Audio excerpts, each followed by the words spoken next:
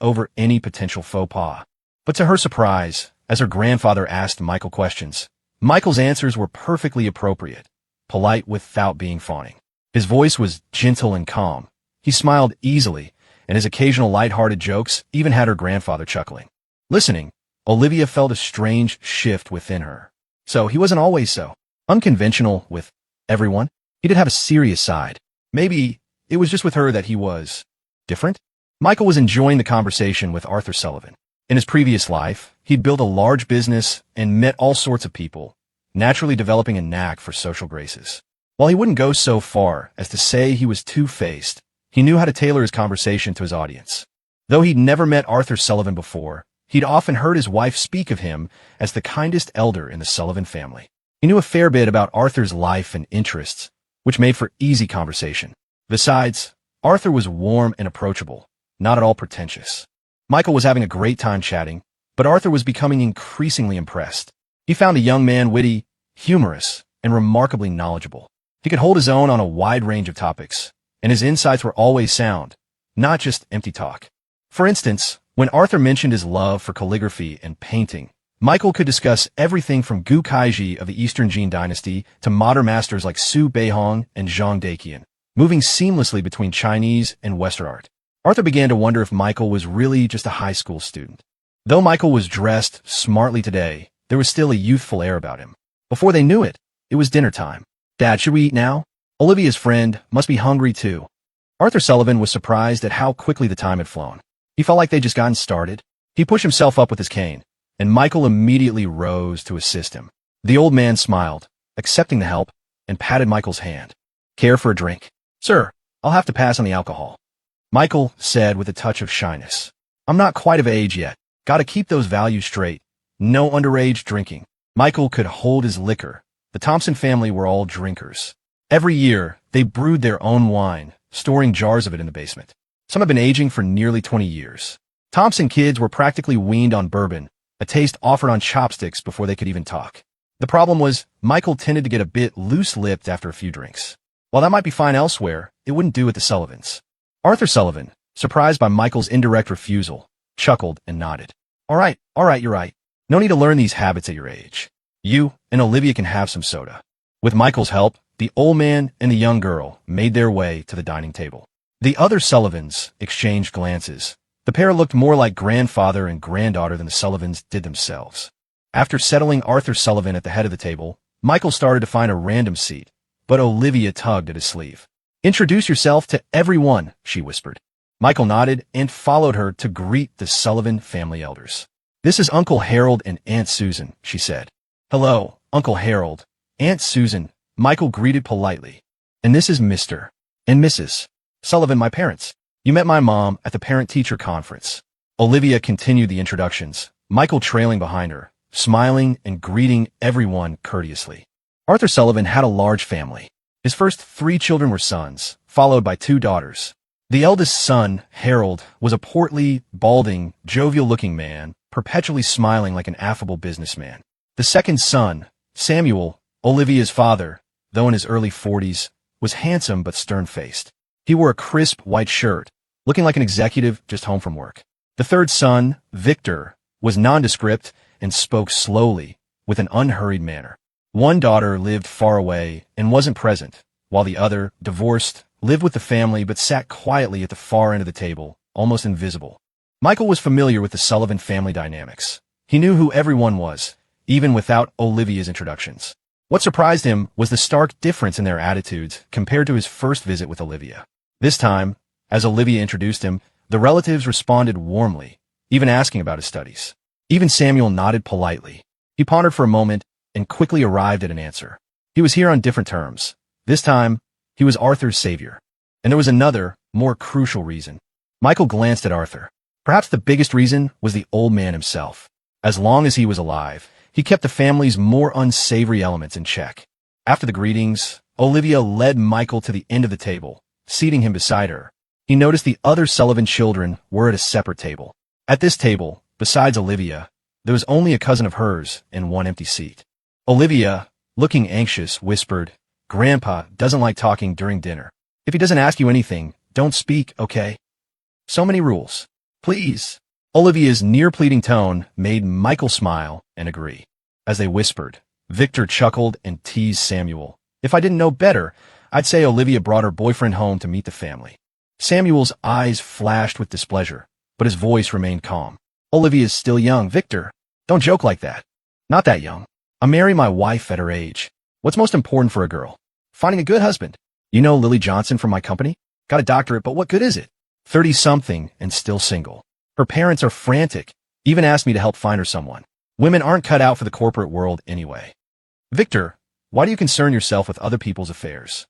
Samuel's voice now held a clear edge of annoyance, but Victor seemed oblivious, about to continue until Arthur slammed his hand on the table. He glanced at his two sons, then, without comment, turned to his daughter-in-law, frowning slightly. Where's Ethan? Claire, Olivia's mother, stood up awkwardly. Ethan must be busy. I'll go get him. Go on then. Don't keep everyone waiting. Yes, sir. Claire hurried upstairs. Michael had heard the entire exchange, amused by their passive-aggressive jabs. It was clear there was tension between Samuel and Victor's families. Once Arthur shut down the conversation, Michael turned to Olivia, who sat with her head down, eyes red-rimmed, fighting back tears. Michael reached under the table and gently pinched her side. She jumped, straightening up. Olivia was extremely ticklish. She glared at Michael, but couldn't react further in front of her family, hissing, "Stop it." Michael grinned. Olivia huffed and turned away, but his antics had distracted her, lightening her mood. Upstairs, Ethan reluctantly followed his mother down. Claire was still trying to reason with him. Just stay home for a few days. Once your grandfather calms down, I'll figure something out. Ethan sulked. The thought of 2 months of house arrest was driving him crazy, hence his pleas to his mother for help. But Claire didn't dare disobey Arthur and could only offer empty comfort. Your grandfather is having dinner with the young man who saved him. Be polite. Claire's words went in one ear and out the other. As Ethan reached the landing, he glanced at the dining room and froze. Michael. He rubbed his eyes, thinking he was mistaken. But no matter how much he rubbed, Michael was still there, sitting calmly. What's he doing here? Ethan's first thought was that Michael, not satisfied with their previous encounter, had come to finish the job. What nerve! But then he remembered that his grandfather was hosting the person who had saved him. Looking at the table, everyone else was family. So, Michael was the one who saved his grandfather? How could it be so coincidental? Coupled with the fact that Michael knew about his gambling debts, the stolen heirloom, and then conveniently save his grandfather. Could it all be a coincidence? Ethan stared at Michael, a chill running down his spine, his hair standing on end. He smelled a rat. Claire, noticing her son had stopped, turned back. What is it? Hurry up, your grandfather's waiting. She trailed off, seeing her son's pale face and the sweat beading on his forehead. Ethan, what's wrong? Ethan swallowed hard, his voice trembling. Mom, I don't feel so well. I'm going back to my room. He didn't wait for a response, hurrying back upstairs. Arthur, seeing Claire return without Ethan, frowned. But in front of everyone, he simply nodded and said, "Let's eat." During dinner, Olivia was unusually quiet, picking at the food in front of her. Michael, in contrast, seemed perfectly at ease, reaching for whatever dishes caught his eye, even asking for seconds. Olivia began to wonder if she was the guest in her own home. Michael, however, had no such thoughts. He was enjoying the meal. The Sullivan chef, hired from a top restaurant, was clearly talented. The food was delicious, and he ate with gusto. Finished, Michael leaned back contentedly, almost burping. Olivia nudged his leg under the table, gesturing with her lips towards Arthur. She was reminding him about the gift.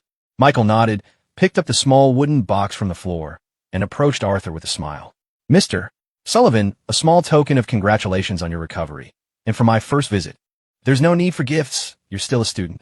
Arthur demurred. Michael smiled, placing the box on the table. "It's from Olivia."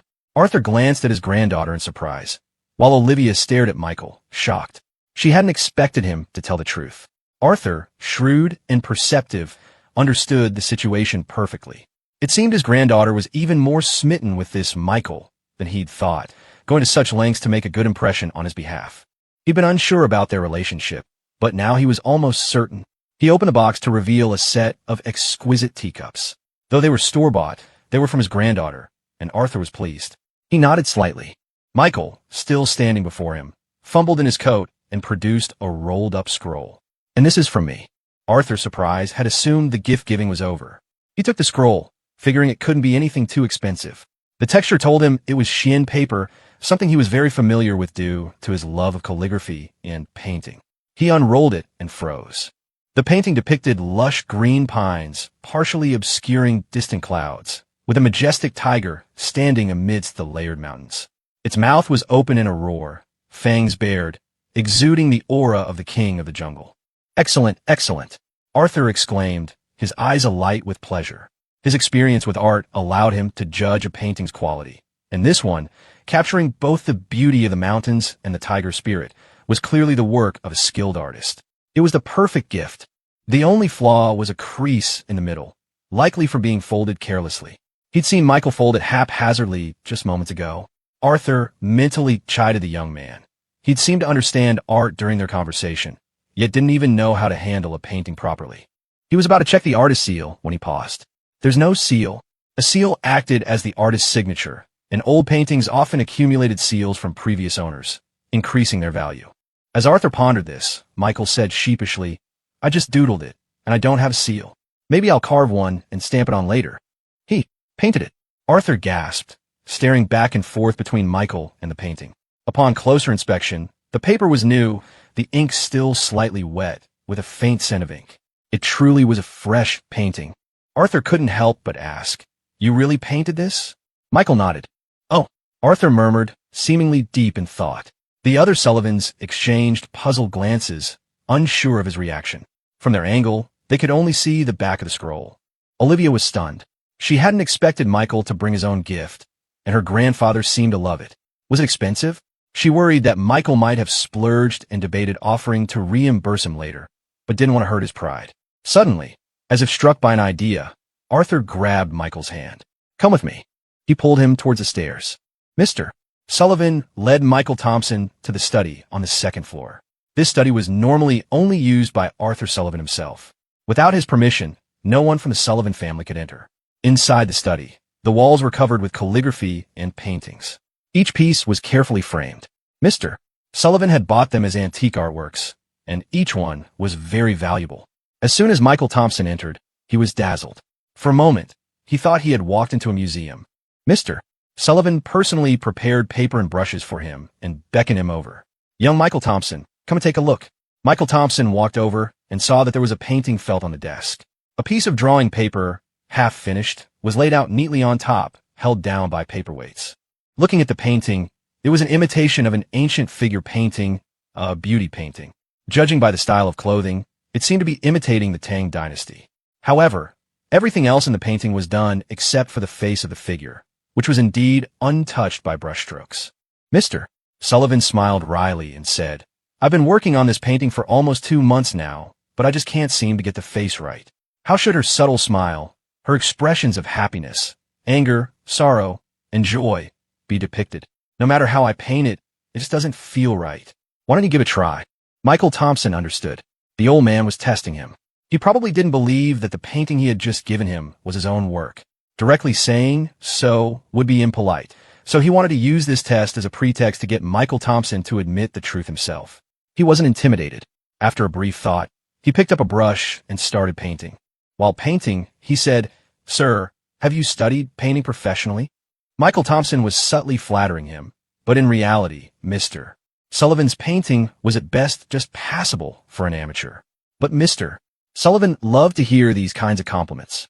But if you praised his calligraphy or painting skills, he would be delighted. Mr. Sullivan laughed and said, I study with a few teachers, but it's just a little hobby I picked up after retirement.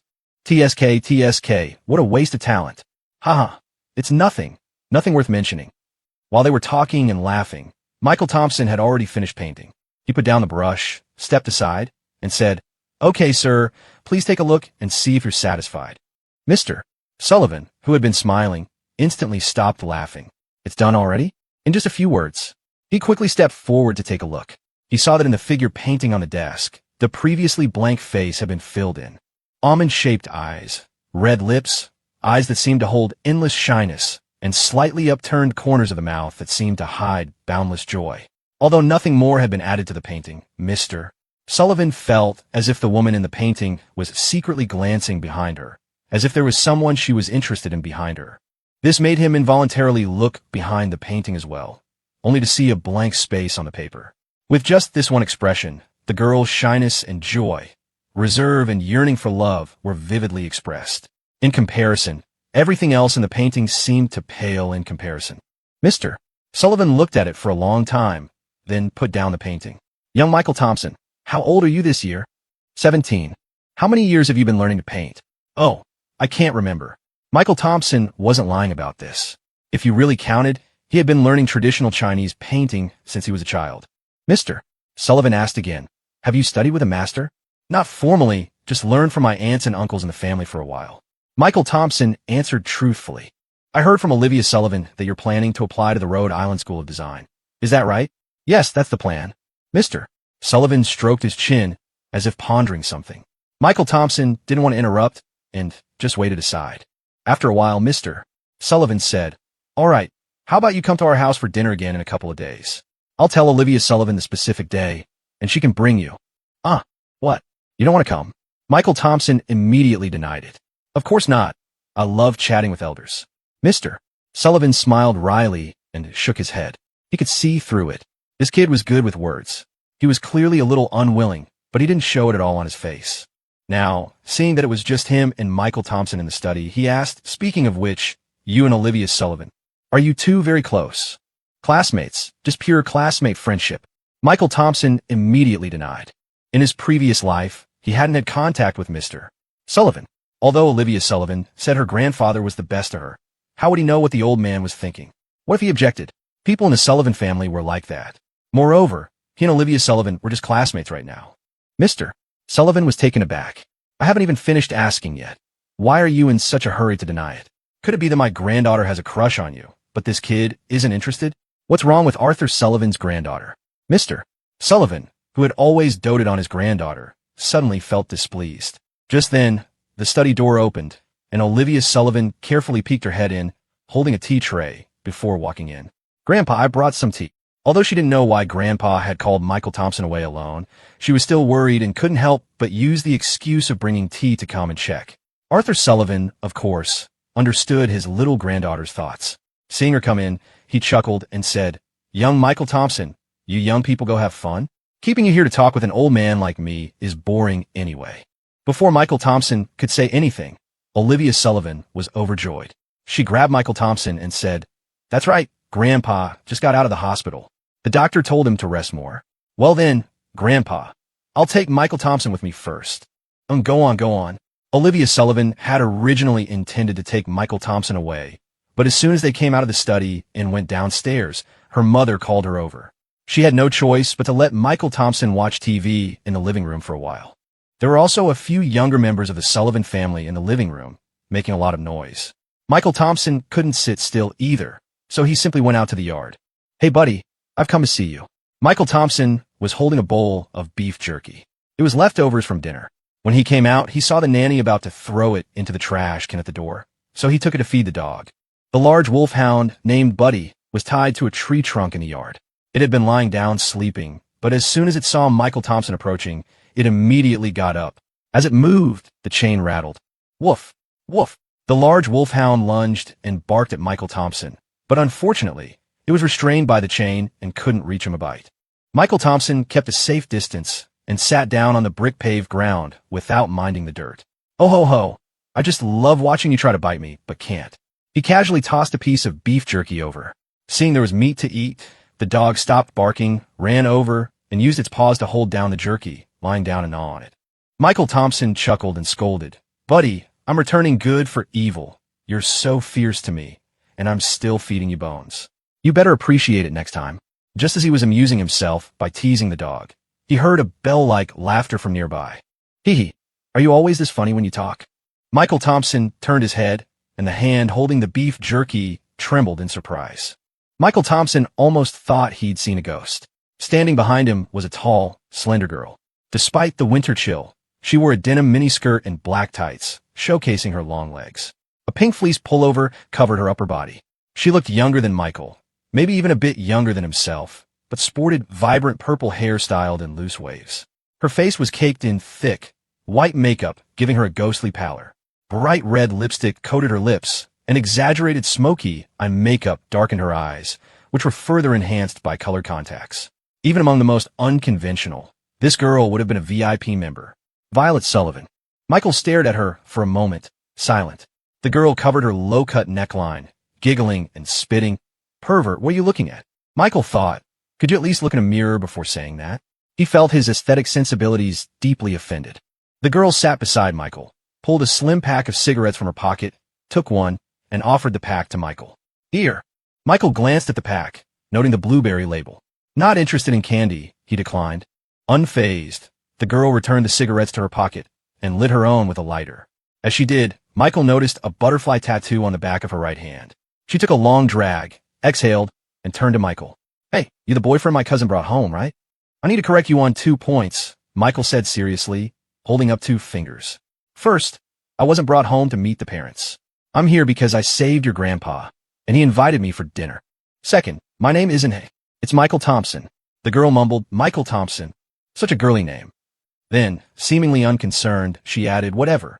She sat cross-legged, picking up pebbles and throwing them at a large dog. When a pebble hit its mark, provoking a furious bark, she'd burst into laughter. Michael watched her for a while, puzzled. He didn't recall this girl from the Sullivan family, even after years of being married to Olivia Sullivan in his previous life. But if she called Olivia her cousin, she must be a Sullivan. He also realized she hadn't approached him intentionally. She was just outside for a quiet smoke away from her family and hadn't really interacted with him since sitting down. Michael didn't mind her presence and continued to watch her tease the dog. Olivia was in a foul mood. Her mother, Claire Sullivan, had lectured her extensively, saying things like, you should be focusing on your studies, your brother was always so fond of you, and that classmate of yours today. Claire was somewhat snobbish and favored her son, but as a mother, she was also perceptive. She'd noticed Olivia's fervent defense of Michael at dinner, and her help in preparing a gift for her grandfather. It had raised red flags. Claire was also still angry about Olivia's refusal to help persuade her grandfather about Ethan the previous day. Was she happy Ethan got punished? That was her own brother. Now, having the opportunity, Claire was determined to lecture her daughter, even resorting to harsh words. Olivia, generally meek, especially in front of elders, endured it silently, feeling deeply wronged. For some reason, she desperately wanted to talk to Michael, but after searching the house, she couldn't find him. The housekeeper informed her he was in the courtyard. Olivia quickly spotted him, but before she could feel relieved, she noticed the girl beside him. Though she was facing away, the vibrant purple hair was a dead giveaway. Michael! Michael turned to see Olivia standing behind him, her brow furrowed. He stood up. Done talking with your mom? Instead of answering, Olivia rushed over and protectively placed herself in front of him. Violet Sullivan, what do you think you're doing? Michael looked down, surprised by her defensive posture and the hostility she directed towards her cousin. The girl on the ground tossed her cigarette, but grinding it with her foot. Cousin, why so tense? I'm not trying to steal your boyfriend. Who said he's my boyfriend? Olivia's voice rose several octaves, like a startled cat. If he's not your boyfriend, why do you care so much? Olivia was speechless. Violet grinned at Michael. Hey, handsome, want to go karaoke tonight? Lots of girls will be there. It was a clear attempt to provoke Olivia. Olivia remained silent, but her grip tightened on Michael's shirt. Seeing this, Michael quickly said, Can't. My mom wants me home for dinner. Didn't you just eat? All right, home for a late-night snack then. Violet rolled her eyes. As she passed Michael, she lowered her voice, so childish. Boring. Olivia bristled. Who are you calling childish? I'm your older cousin. Michael grinned at Violet. Grown-up stuff. You wouldn't understand. Violet stared at Michael, aghast, taking an involuntary step back. Then, with a look of disgust, she clicked her tongue and walked away. Once she was gone, Olivia punched Michael's arm. Clearly, she heard his teasing remark. Michael rubbed his arm, feigning injury. Hey, I was sticking up for you. Be grateful a regular classmate would go to such lengths. Regular classmate. Olivia angrily punched him again, but this time Michael dodged. Saint Seiya can't be hit by the same move twice. Olivia ignored him, stomping off. Michael followed. That little delinquent is your cousin. Yeah, Uncle Victor's daughter. Why? Interested. Olivia's voice was laced with sarcasm. As if insulted, Michael recoiled dramatically. What are you saying?